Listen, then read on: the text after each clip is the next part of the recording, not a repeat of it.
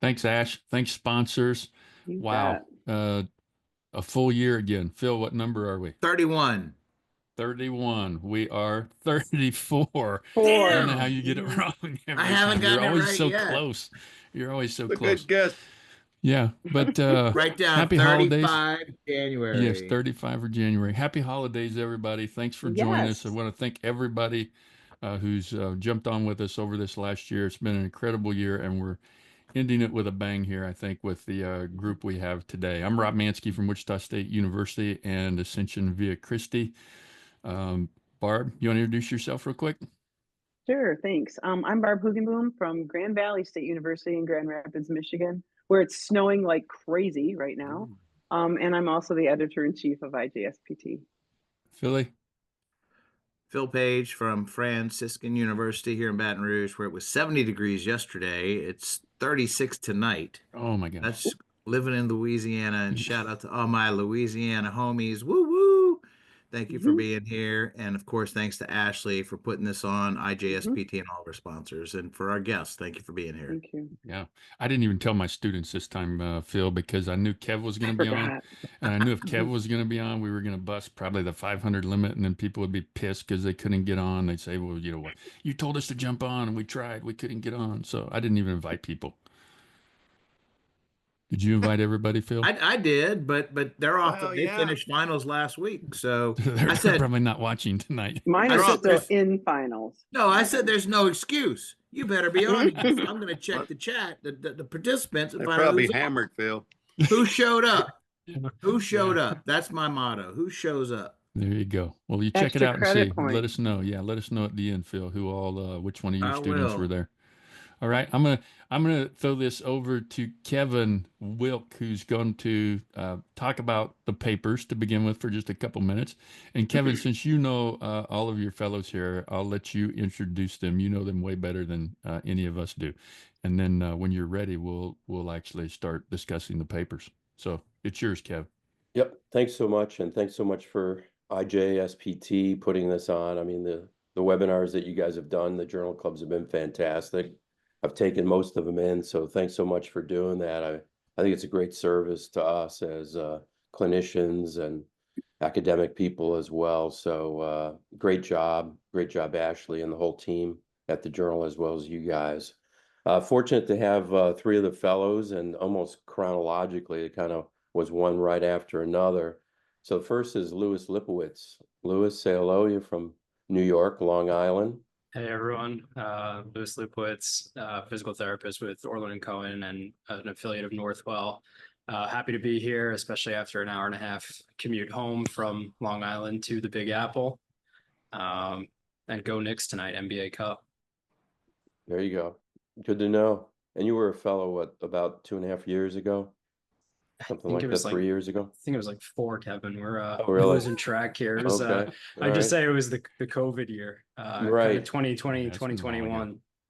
You know, Kevin, Next- memory's the first thing to go. Yeah, well, it's gone. Next, we have Zach Thomas. Zach is at Georgia. So Zach, why don't you introduce yourself? Yeah, how's it going, everyone? Thanks for having us, and thanks for putting this on. So yeah, I'm in Athens, Georgia, working at Piedmont healthcare system and with the University of Georgia as well.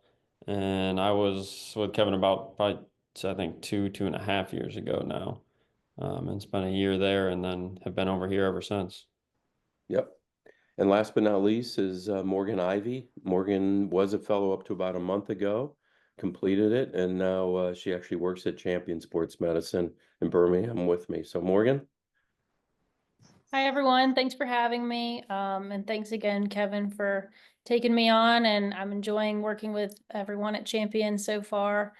So I completed my fellowship with Kevin about a month ago, and I've been with Champion since then. I did a residency through ATI Physical Therapy after I graduated here in Birmingham. And I got to work with Andrews Sports Medicine, and then been here ever since. So I love Birmingham.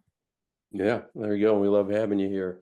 So I've obviously been very fortunate to have people like this working with me as fellows, and we learn from each other. And just as a backdrop to this paper, as we get into it, I mean, really the purpose of the paper of the two papers, I should say, was to share our approach to ACL rehab, utilizing neuromuscular training as well as neurophysiologic training. And it's really a kind of a copulation of a lot of years of experience. And I kind of went back in time thinking about when it first all started.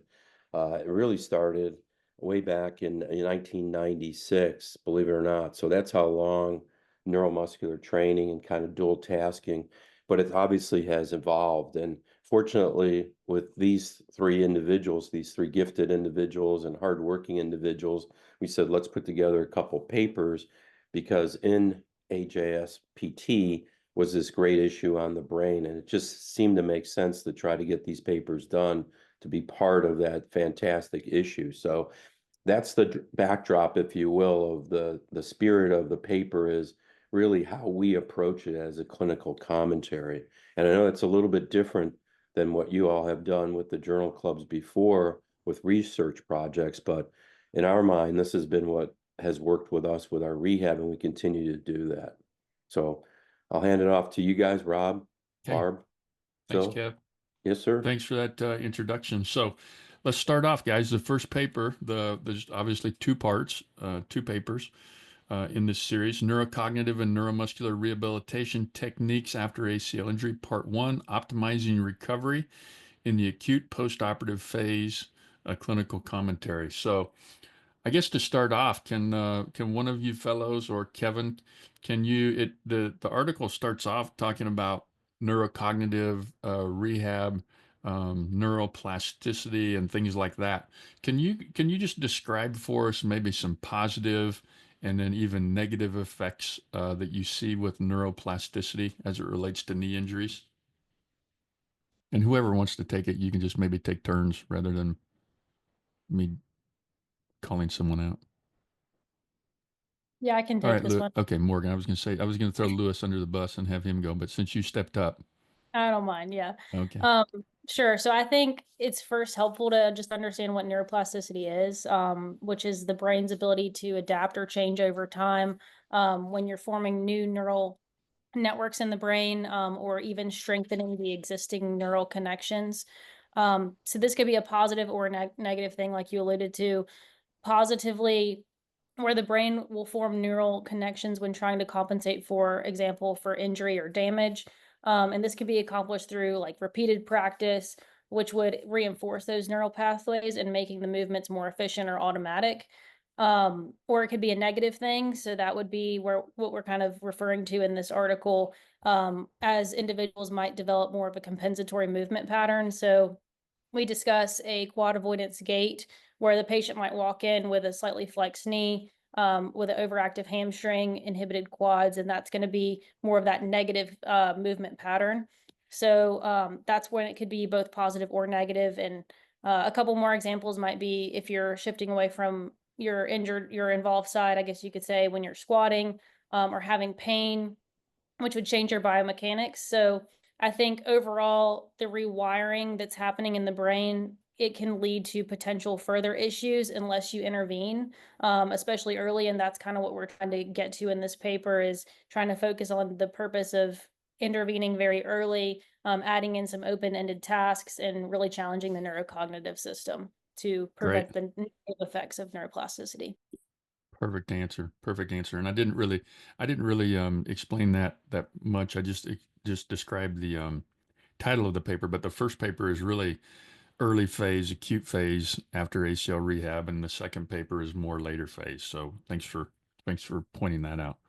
So you described what neuroplasticity is, and you described some causes to change it.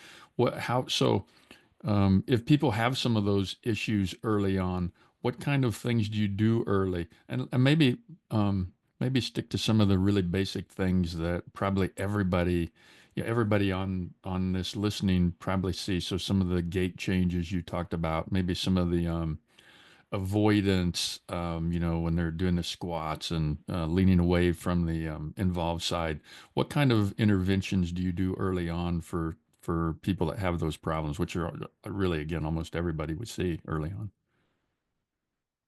Lewis, you want to take that one? Yeah, I could jump in. So I think it even starts with as simple as a quad set, where you just see these individuals that can't quite get that terminal knee extension from a supine position. And something that I'll do pretty early on is either use some sort of laser or visual cue where I put a device just above their patella and have them perform, that active terminal knee extension. And if they do it properly, as the toe or the toe raises and the heel lifts from the table, that laser should descend on their leg. And then from there, I can say maintain that level position and try to lift the leg off the plinth. And if it shifts, they can kind of see in a sense that, hey, maybe they are leading from their hip or twisting and not quite getting it as adequately as we'd like. And then even further on, like you say, from that early weight shift away, let's say you don't have access to a laser, we could sort of go with maybe a verbal call out of a go, no go task where,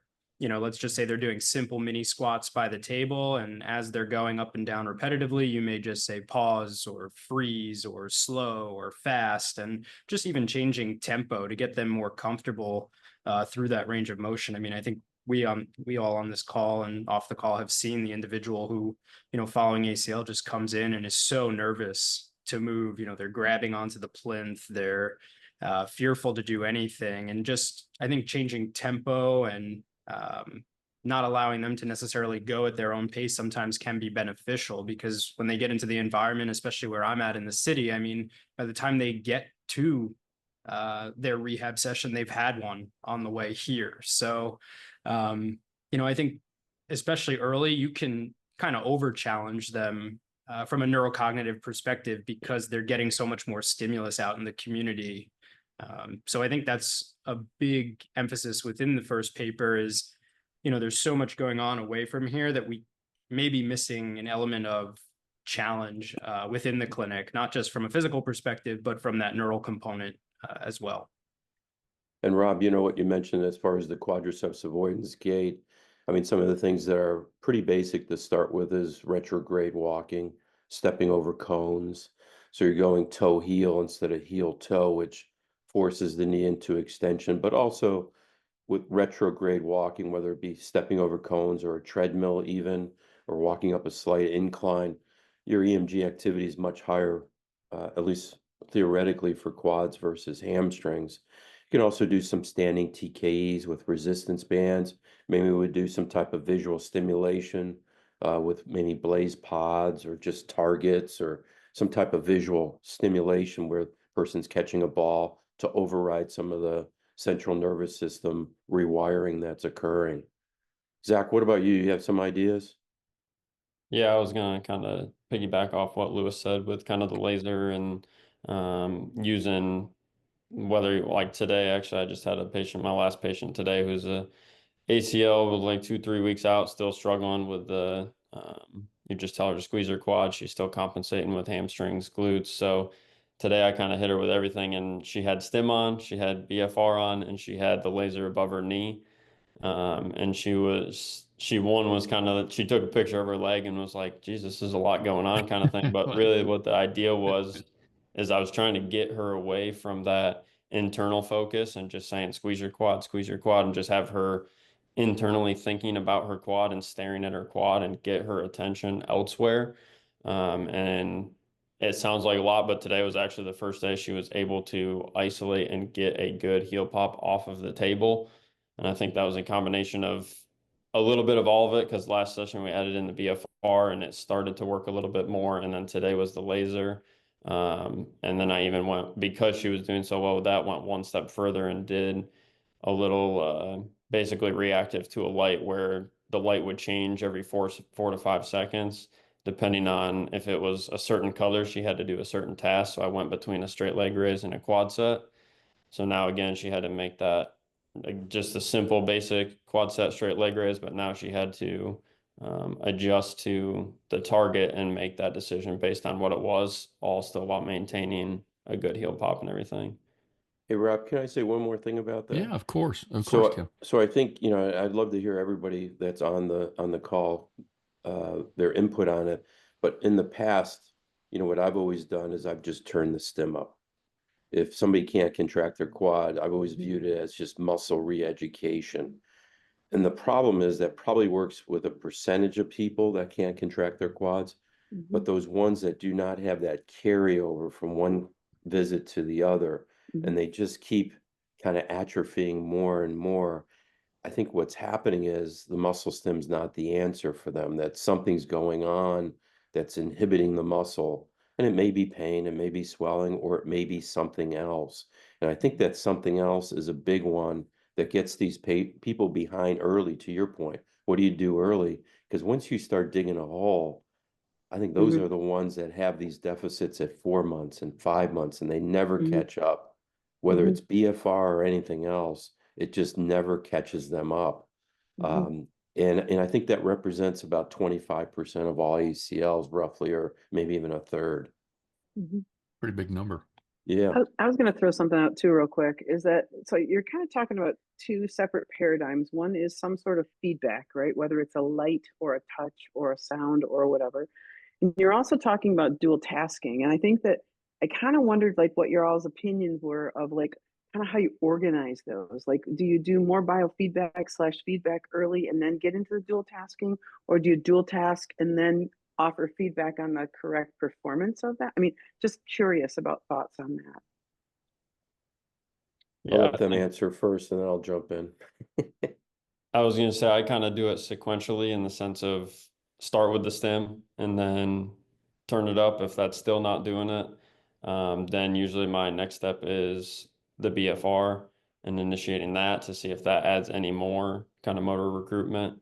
And if we're still not getting anywhere, then go into something like the laser and just kind of adding them. And then if they're excelling in all of them, then that's when I'll add in that like component of some sort of reactive nature to it where they're doing two different tasks. So I'm not going to jump right to kind of the multitask dual tasking if they can't. So that's typically the order that I do it. And I kind of sell it to them as right from the beginning that this neurocognitive like deficit, like an injury physically is an injury to the brain as well. And we need to train that. So I kind of lay the framework right out of the gate and basically treat it as another deficit. Like we have to get your motion back. We have to get your strength back. We also have to get like work on this neurocognitive deficit and get the brain rewiring and firing again as well. It's a great question, Barb. I was thinking the same thing before you even ask it. I've got these questions coming in addition to the ones that we decided to use for the program here. So that was a good one. That was a good one. So Kevin, maybe might be a good one for you to answer. So this is specifically talking about using these treatments after ACL injuries, but do we see the same, do you see the same thing after other knee injuries?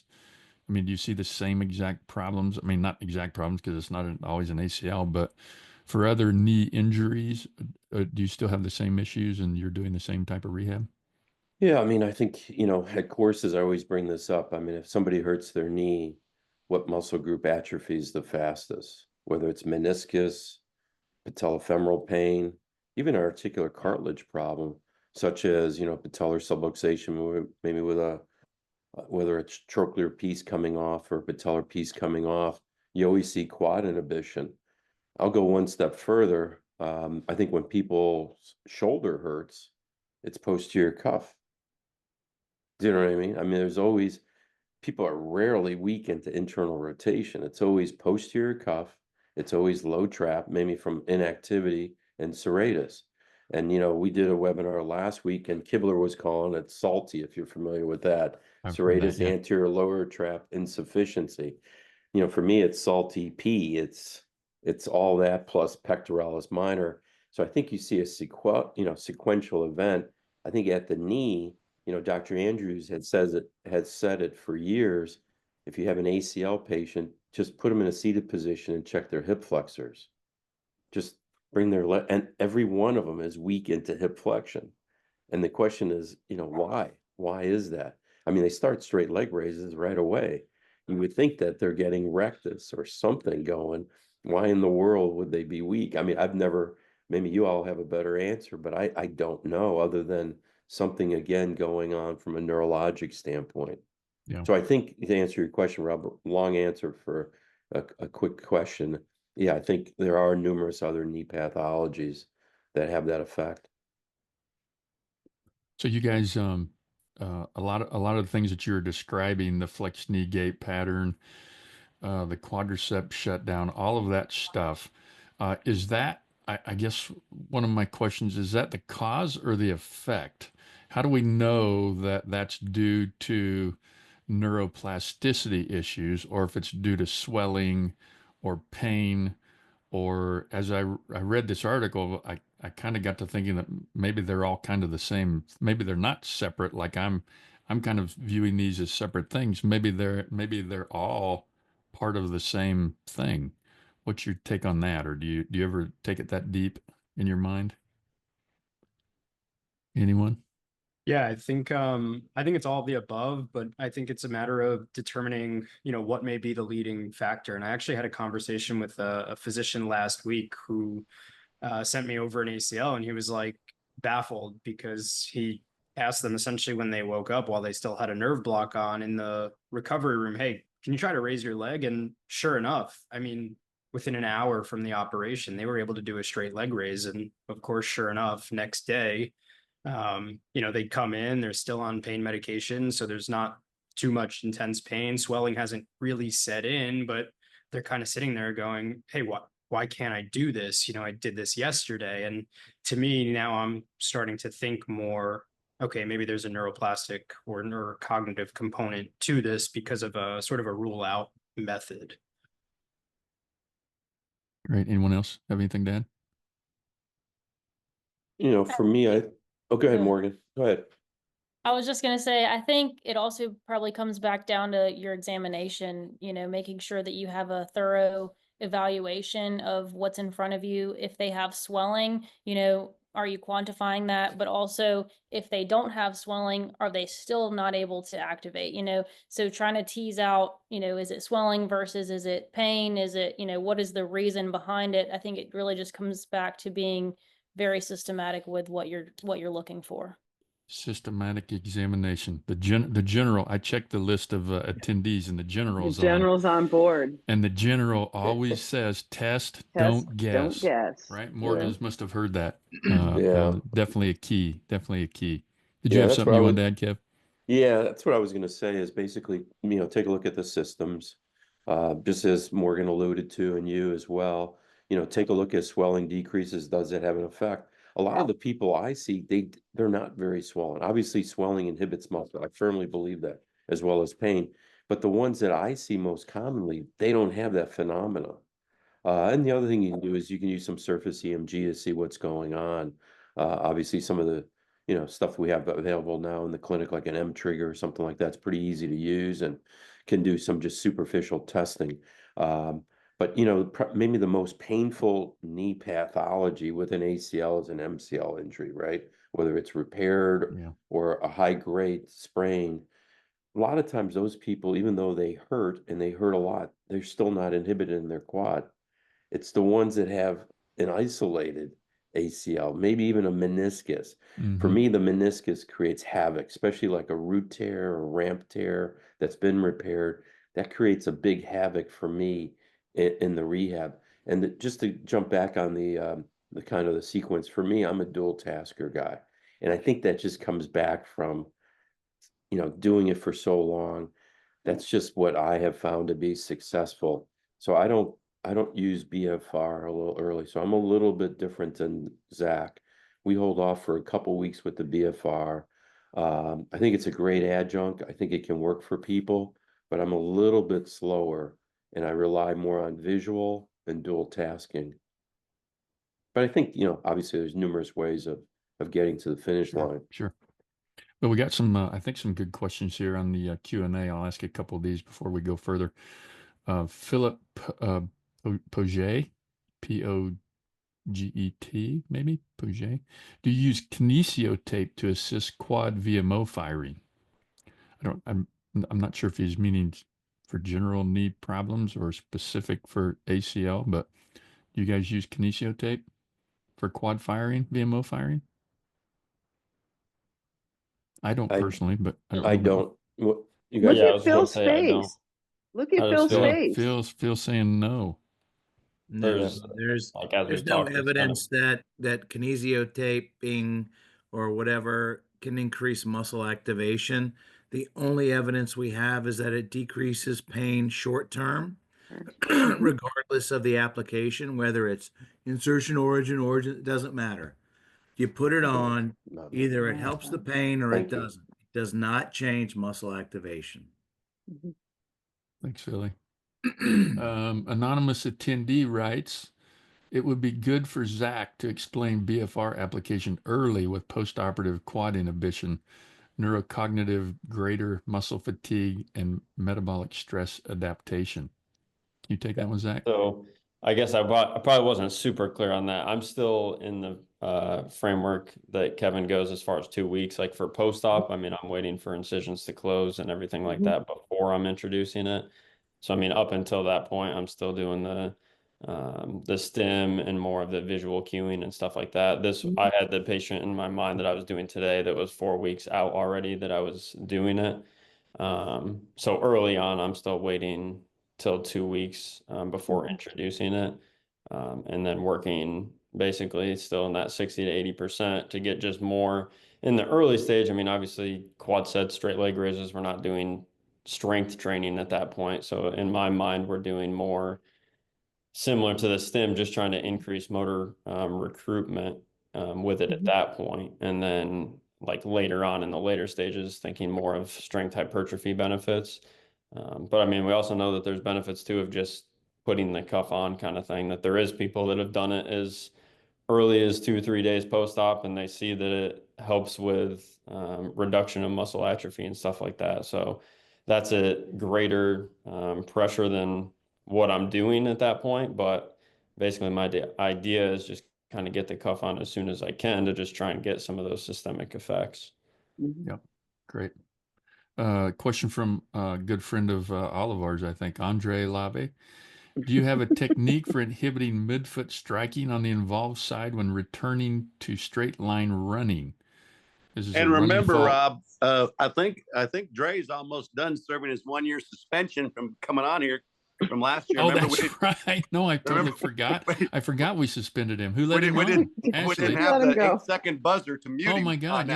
Yeah. That was Ashley let him on. Ashley let him on. We almost lost our license over that one. Yeah. Wow. So it's a running fault. We seem to be fighting. And Dre has now skipped to the second paper. Go figure. Yeah, we're on an acute phase, and he's talking about running. Well, we'll come back to that one. Let's come back to Dre. Okay. We'll come back to Dre. Todd Lazenby, he gave us a good question here. Is cryotherapy considered acutely to mitigate AMI? If tissue temperature is reduced enough to reduce nerve transmission speed, would that not aid in restoring the motor neuron pool, let alone aid in minimizing joint effusion, which will also decrease AMI?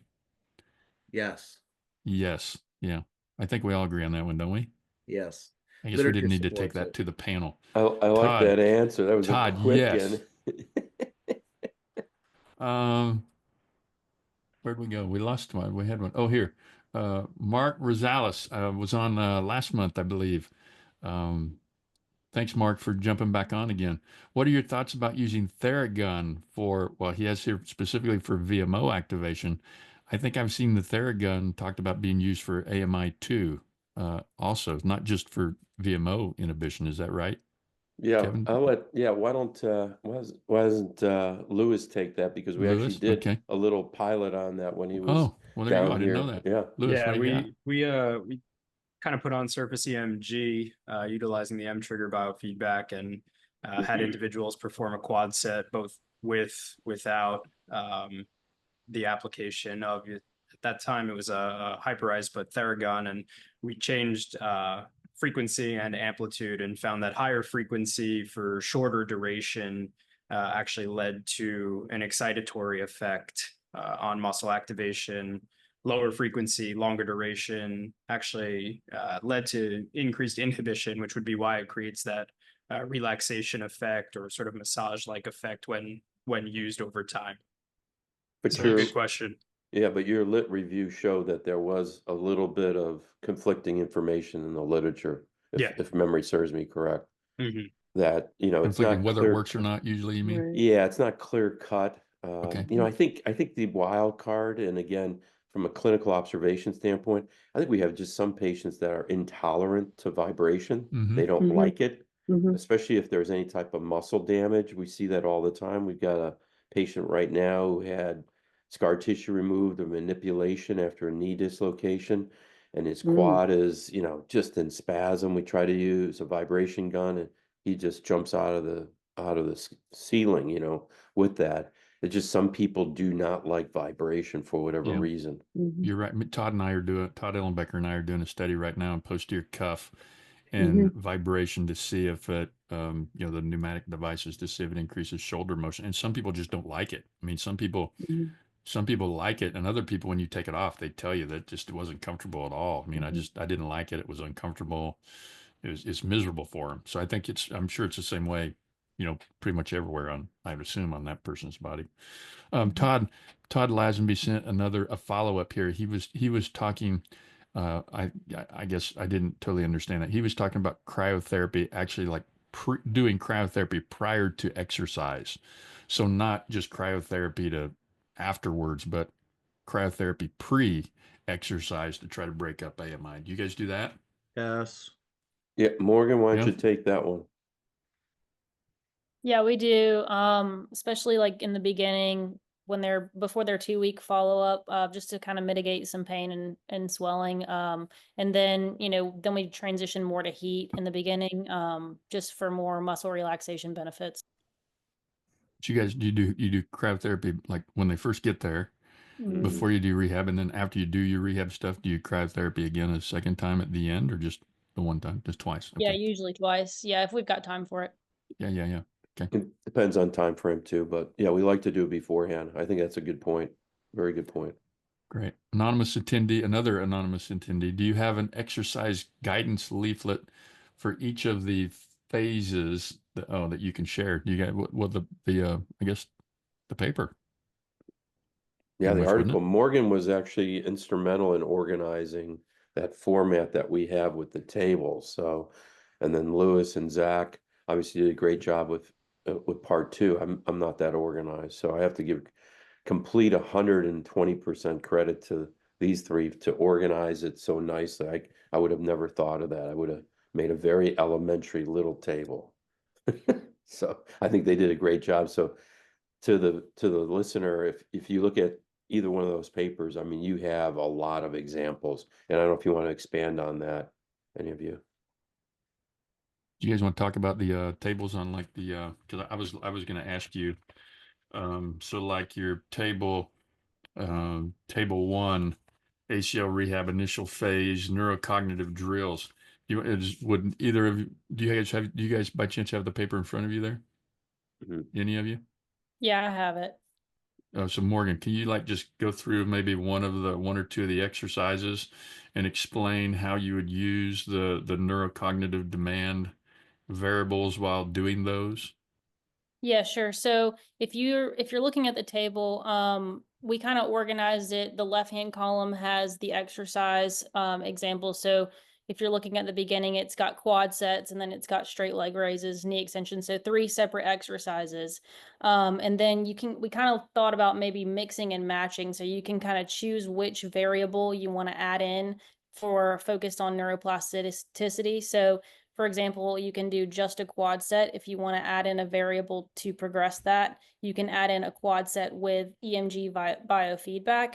You can do a quad set with reactive motor tasks. So something like a light up pod, blaze pod, for example. So you can kind of take one from each category. The neurocognitive demand section is just listing which elements of the brain we're trying to focus on. So for this first column, it would be visual, cognitive. We're looking at efferent firing, dual tasking, looking at an external focus of control rather than focusing on exactly what they're doing and more reaction time.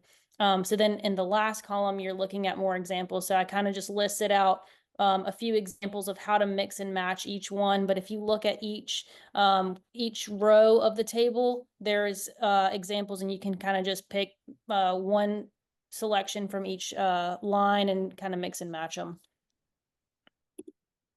Good. Hopefully that's good for everybody. Another question from an anonymous attendee. Do you train the uninvolved side with BFR to improve quad activation week 0 to 2? So do you do your BFR? You said you don't do it early, so you don't even do the uninvolved side. Lewis, Zach, Morgan, any of you? No, I was same thing early on. I'm not doing it on either side kind of thing. Okay. Would it but hurt to do it on the uninvolved side?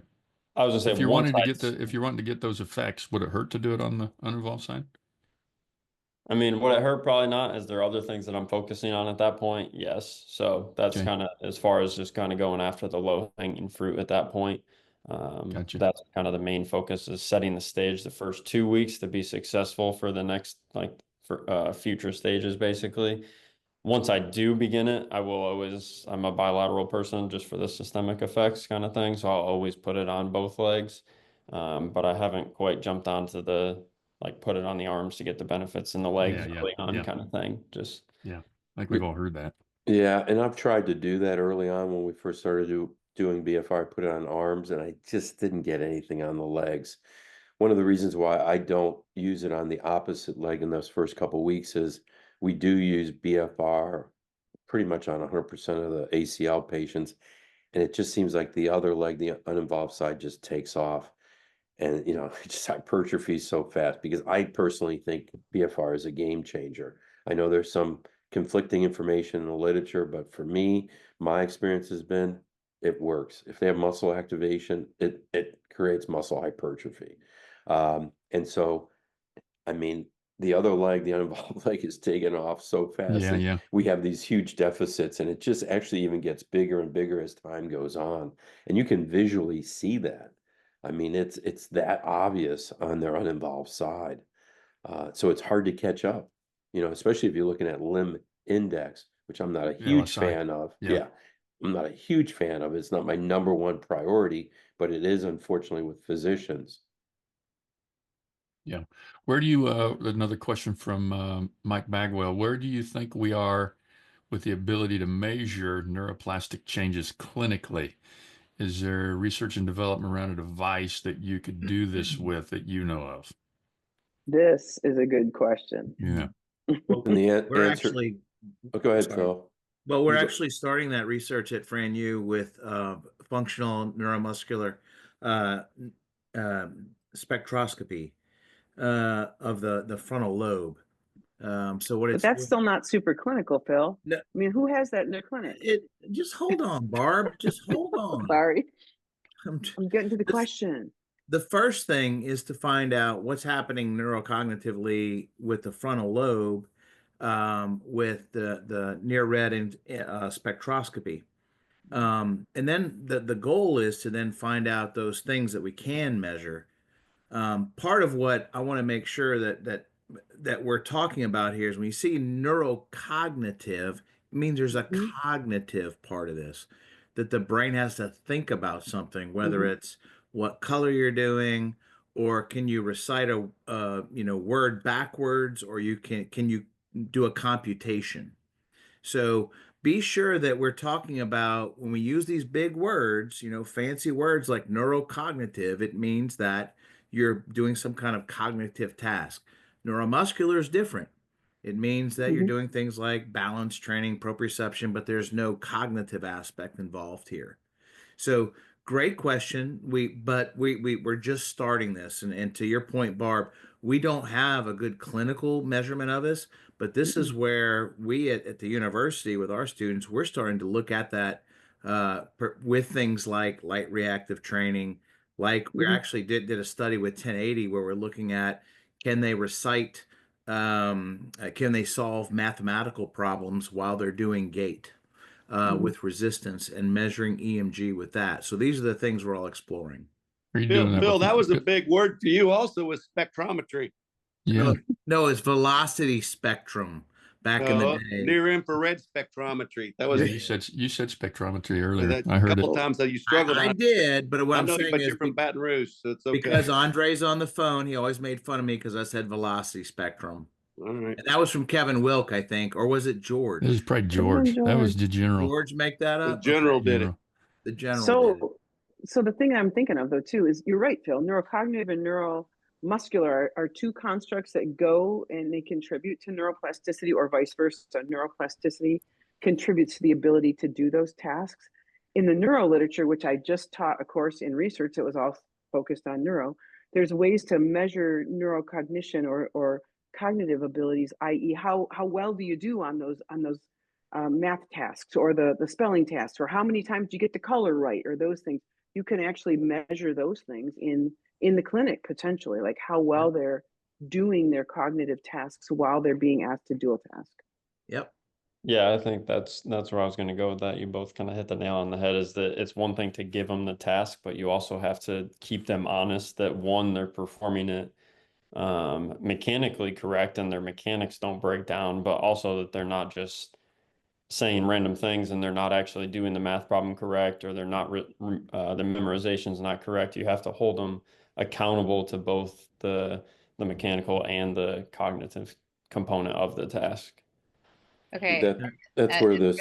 I'm gonna be the grouchy person that's gonna tell you we have 15 minutes. Yeah, I think this is, yeah, we This can either is go to the next one And or we we can haven't just even say, gotten to the second paper. no, we Yeah. haven't. So I think like, and it's awesome because I'm just a rudimentary hip therapist that just is like a caveman, I feel like, compared to all of you knee people. So let's maybe I'm gonna cue Rob to, because like a lot of these questions I'm also seeing in the Q&A are starting to filter into later stage rehab. But before we go to that, hey Ash, we could have these guys back. We could have these guys back and do the second paper.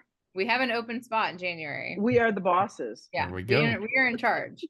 But Kevin will be back I in do January. want to say, like, as someone who thinks like apparently a caveman, because you are all using really big words that I have to probably Google later. You know, I think where I see issues coming in with younger therapists, like all this stuff is awesome and it's important and it's crucial, but we can't skip the basics. So like I see a lot of these things attempting to be done without like passive knee extension.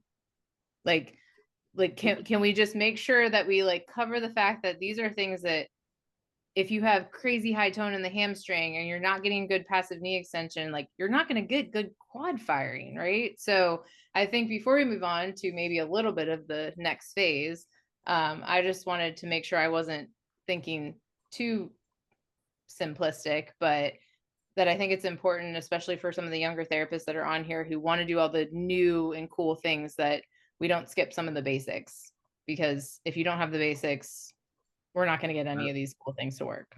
I want to jump amen, sister. And say amen and read my article in IJSPT about the shiny new objects. Remember that shiny objects have sharp edges. And as Chuck Thigpen always would say, is if you can't block and tackle, you know, how are you going to win the game? So thank you, Ashley, for bringing that up. This is totally true about this. And this is what concerns me, is that we're going a little bit fast with this neurocognitive stuff and all of that. And let's make sure we can do the basics. And I do want to make sure that I said the word right: near infrared spectroscopy for you, Ash. Oh, there you go. There you go. I'm not going to remember that. And like, you can Google that one. You can Google that one. Pull that out, Phil.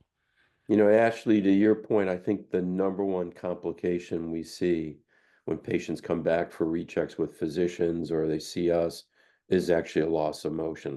Yeah. When we talk ACLs, and in particular, you know, a flexion contracture, and which obviously can create havoc from a quadricep contraction standpoint.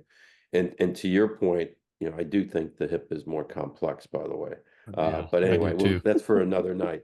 But I do like just to be honest, like I sit and I'm working with the residents and I see like the younger clinicians and they're like doing all these, like adding the stim and adding the BFR and get your quadifier and I'm like, they don't have passive knee extension. Right. Like, or they don't have hip control. And or they don't. Yeah. Right. So totally. And the other aspect is, just to throw that out there, is, you know, these guys know that we've always tried to package those elements into the rehab, and we always do neuromuscular, neurocognitive at the end. It's integrated in. It's always part of it. but it's almost always, and I hate to say always, but it's always at the end when we have muscle fatigue. Yeah. And you take certain things out of the equation, especially with neuromuscular, not so much neurocognitive. Yeah. But I think it's a great point, without a doubt. Number one problem is still loss of motion after an ACL. Ash, I just want to let you know that the boss texted me and said we can continue with just the one paper. Who's the and boss? bring these. Who's the boss? I thought I was the Ashley boss. was. Oh, well, okay. Or You're- both of the girls, like us girls, we're the It's boss. fine. We can discuss that offline, but go ahead. Okay. Continue Good. on. So I guess we're You continuing guys are this time. bosses. We're just understudies. Yes. Where is Voigt's picture? Where are you, Voight? He's hiding. Yeah. He's going Dr. Andrews style. He's in his Yeah. robe, napping Yeah, he's on his bed. in his robe and Jesus. slippers, and he doesn't want us to see him. Jeez. Bring out the hounds. Yeah. Right. All right. You got, Let's Rob, get back. you got Let's get 10 back on. minutes. We only got 15. Hammer it out. Yeah, Let's Here we 10 go. minutes is Get all we got? rolling. Oh, good Lord. Okay. Daniel Zambanini.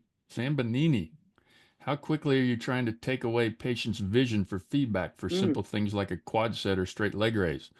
I know we need to be cautious about not creating over-reliance on visual pathways for movement feedback because of potential negative implications for neuroplasticity. Good question. Who wants that? Morgan? Morgan, are you getting bored? No, I'm not getting bored. Can you answer that one? Sure. I think kind of like what we just talked about to Ashley's point, making sure that can they do a quad set without, with normal vision while they're looking at their quad, while they're, making sure the basics are met first. And then I think maybe after that, you can start adding in some of these more complex scenarios, such as taking vision out. But we know that ACL injury does allow for an over-reliance of the visual aspect. So I think it's very important to train that from a neurocognitive standpoint. It's just about meeting the basics first. Great answer. Ashley, do you see Polo Edwards? Your fellow. I did. I saw her. Your I saw fellow. my fellow. Polo, shout out. Question, how early are you putting ACL patients with meniscus in an altered G to help with normalizing their gait pattern? And are you doing dual tasking while they're in the altered G? Zach, you want that one? Yeah, so the first question that I would ask, like back to that, or just understanding is where is the meniscus tear? Because not all of them are created equal. So that would be the first thing. We know depending on the type of the tear, some weight bearing in a locked extension position is actually beneficial for healing. But if it's more of like that root tear that Kevin mentioned earlier, going slow and being really careful and cautious with those. So I guess that's the first thing, is understanding where the tear is. And then once I'm comfortable with that and getting them more weight bearing, I don't typically use the Ultra G a ton immediately unless I'm like for gait training, more so in the running phases. I kind of tend to go more that cone route and kind of doing training that way to work more time, like single leg stance on one leg and stability on one leg, and seeing if they can normalize mechanics there first. And I guess if I'd run into a problem there, then I could go offloading. But typically early on, like if they're non-weight bearing, I guess I could see maybe a slow progression that way kind of thing, just to get them from being full weight bearing. But I haven't typically used it a ton early on just for gait. Yeah. Good answer. Dan Farnham, what about frequency? We see people 1 time a week, 2 times if we're lucky. So do you integrate neurocognitive into home exercise program? And if so, how? I could take this one. So I'm in a similar situation where a lot of the time it's, we're fighting for visits. And I think it's a double-edged sword where this is where it becomes even more imperative to hammer home the importance of the basics. A lot of the time we're kind of doing what it is that the individuals can't do at home in the clinic to, one, make an experience more beneficial, show them the impact of PT, kind of utilize some things that may enhance their outcomes. But at the end of the day, we can't skip over what needs to be achieved. So giving them, I think, an even more basic or rudimentary HEP, where you know that they're definitely achieving what it is that needs to be done. And I educate, I see a lot of high school athletes where I say, I don't love doing boring, basic things in the clinic. I have to do boring, basic things in the clinic because you don't do it at home. If you do it at home, we can do the lights, we can do the games, we can do the this, we can do the that. But at the end of the day, we're not going to skip steps. I don't care what time frame you are in your ACL. You may be an 8-week, but to me, you're a 2-week because you haven't achieved steps 1, 2, 3, 4, etc. If you really do need to add neurocognitive into the HEP, I think there are ways to do it. You can, get access to a laser. You can create even like a PowerPoint similar to like a Stroop test. And if you have an individual, let's say a parent or a spouse or someone who can, call out whatever it is, like if you're not familiar with the Stroop test, but it would be a slide where, let's say it's the slide is in the color yellow, the word on the slide is red in the color blue. And then they have to call out either a slide, color, or word. So just getting them processing or doing math equations while they're doing it. So I think there are ways to layer in those elements at home. But again, I think, that's where our clinical expertise comes into play. And that's kind of the premise as to why we put this paper together, was to say, how can you make it more systematic in the clinical setting and then educate the patient on how to do so again at home. They have a protocol for a standard program. Why can't this be integrated into said protocol in the future? There's actually a super interesting app that's $3 on the App Store called Clock Yourself. I don't know if any of you guys have used that. It's from I think it's an Australian physio that developed it, but it's literally $2.99 on the App Store. That has some variations of that, like using like the clock face, colors, different aspects. That is an easy way. Like if your patient's like, I'm not going to buy a set of Blaze Pods, right? But I can use that in the clinic, but at home, what are my options? Nice. $3. You got an app on your phone. It's called Clock Yourself. So good tip. Good tip. I hadn't heard of that. We have someone from Bolivia, believe it or not, Fernando Bolivian. He's asking, I think he was asking, is there a dose to achieve when using EMS? Do you guys have a certain dose you look for when you're doing EMS? Anybody can answer that one, I guess. Yeah, I'll jump in just because I tend to, use it longer than probably most clinicians. So I'm very pro EMS. So, some stop using it once there's volitional contraction, and that's great. I mean, I don't have a problem with that, but I will use it to try to increase motor unit recruitment. So I'm in that camp that I think muscle stim enhances your motor unit recruitment and therefore can enhance hypertrophy. Because for me, the name of the game with ACL patients is really twofold. With muscle is muscle activation first and hypertrophy second. And then obviously it would be control with dynamic stabilization.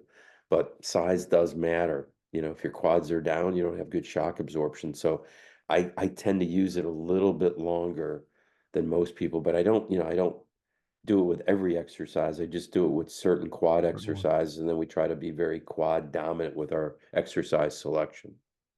How do you do your MS, Kevin? Give us a typical scenario starting out. Do you do it with them in supine? Do you use Russian? Do you do it supine? Yeah. Do you do it against the resistance at 90, or where do you do it? How do you do it? Yeah, again, it depends. So let's take the worst case scenario. If they don't have good muscle activation, I will put them at 60 degrees. I think that's a good angle based on the length tension curve of the muscle, the Blix curve. And so at 60, good angle to generate muscle force. And we do max isometric contractions. It also puts no strain on your ACL. It's the quad neutral angle. So consequently, I'll turn the stim up as much as they can tolerate.